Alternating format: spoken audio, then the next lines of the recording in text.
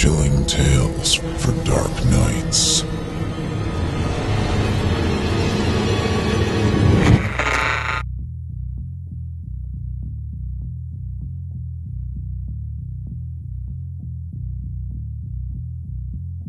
Knuckle's Supper. Written by Stepek. Performed here by Jason Hill. Chapter 14. Mongrels. Copperhead's Escalade sat purring in my front yard. Not in front of my house. Not in the driveway where you'd expect a guest to park. Not even at the curb in front of my house. It was literally in the front yard. Rather than confront my enemies without a plan, knowing how well my plans came together, I hid across the street, out of the range of eyes and ears behind 2 garbage bins and a blue recycling bin. I'd been frozen in that same position for the better part of a half hour, waiting for him and whoever else tagged along with him to realize that the drugs and money weren't anywhere to be found inside. They must have pulled in quick, expecting to catch me off guard. I didn't know why they picked today of all days to collect their stolen property. What an amazing and uplifting week I was having. After about 15 or so minutes longer, 4 of them burst out of the front door, kicked down my mailbox after checking it, hopped in the car and peeled out down the street. Not that I had a yard crew, but they left my front yard looking worse than usual, like the track of a demolition derby. Once I saw their taillights blaze down Melrose going east, I prowled around the house to see if they left someone to ambush me from inside. The dogs were quiet, and after I felt safe enough that there were no snakes rattling around at my house, I entered through the front door since it was nicely kicked off the hinges for me. My place was beyond trashed. I bent over right near the entrance to survey what was left of my .45 collection. Nothing but jagged pieces, empty syringes and record adapters. All the couches were shredded and stuffing littered the floor. My kitchen, which normally remained clean from Desi and diligence, exceeded disarray.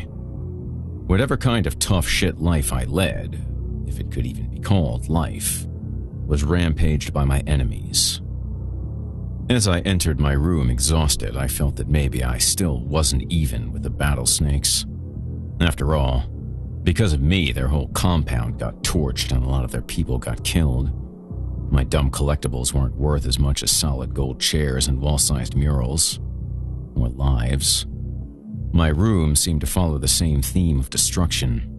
The only thing still intact, and that didn't rest on the edge of the newly formed sinkhole in the middle of the room, was Bates' stupid bath mat. On top of the mat was the necklace she made after she helped herself to my titanium .45 adapter and her junior high identification card. Her picture on the card was fuzzy, and her face was hidden behind her hair. It read, Bailea Jenkins, 7th grade, Skyline Junior High School, Peoria, Arizona. I stuffed both the ID card and the necklace into my back pocket. When she woke up from her abortion days, she'd want them. Why not give them back to her? After all, I had nothing left anyway. And then, when I didn't think I could possibly feel any worse about myself, I opened Bates' bathroom door. There they were. My dogs. My friends. Were both left in my bathroom like 2 sacks of shit. The belts still tight around their necks. The force of the strangulation unlatched Skillet's eyes from their sockets, and I believed he chewed through his tongue in an attempt to get at the belt and gnaw it free from his neck. His body was contorted and still. The only part of him moving was the grumbling of his burst internal organs. Leroy, the much larger and longer of the two, being that he was a Great Dane, suffered a worse fate. His ribcage was smashed from the first bone down to the last. In the middle of his chest was a Timberland boot print that sank all the way through his body, crushing the skin of his chest against that of his back. The thick tread of the boots actually wore completely through parts of Leroy's skin, and I could see the pattern of the floor tile through his blood. Probably because he kicked and fought with his long legs, the snakes broke them all and then folded them to the floor like he was a card table left on the curb for a garbage man. Being more torturous than necessary, they poked around at his head for some reason after they gouged his eyes inward. After I figured out which parts of their bodies went where, it became clear to me that the killer strangled Leroy with so much hatred that his force twisted the poor dog's head around backward and crumbled every bone in his neck. The neck didn't support his huge head anymore, causing it to fall wherever it landed. I dropped to the same floor where just days earlier I found the bloodied bait. I pulled both dogs towards me as I pleaded with them not to be dead.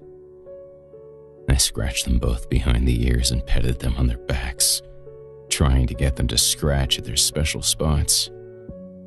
I put Leroy's head in my lap, but it slipped between my legs, getting no support from his rubbery neck.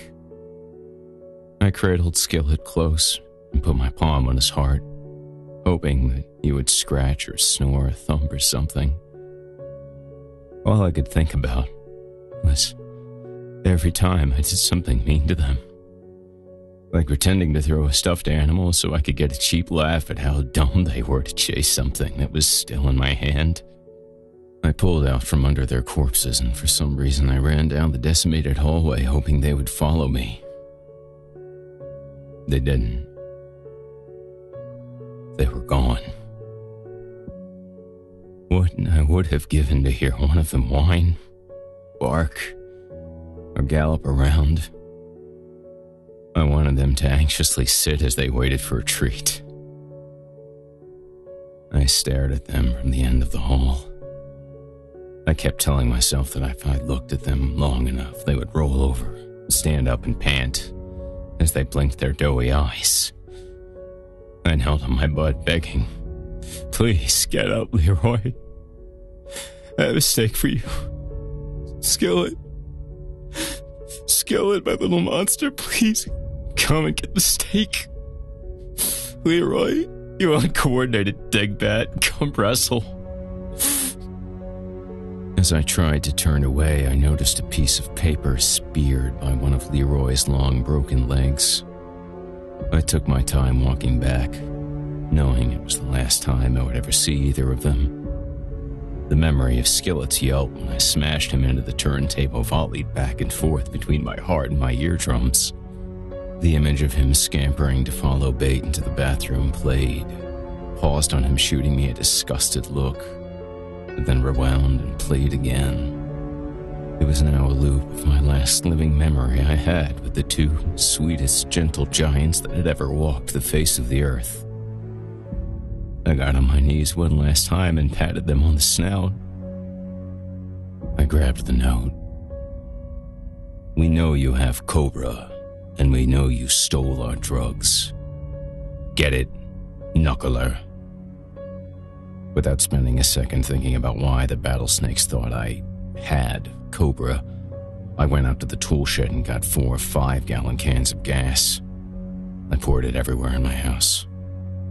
Wait. Her house.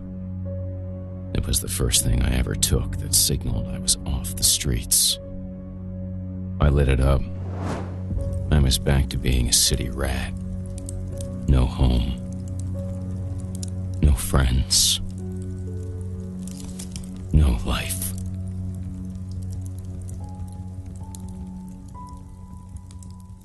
Good evening. This is Jason Hill, host of the Horror Hill podcast. You've been listening to a chapter from the award-winning novel Knuckle Supper by best-selling author Drew Stepek.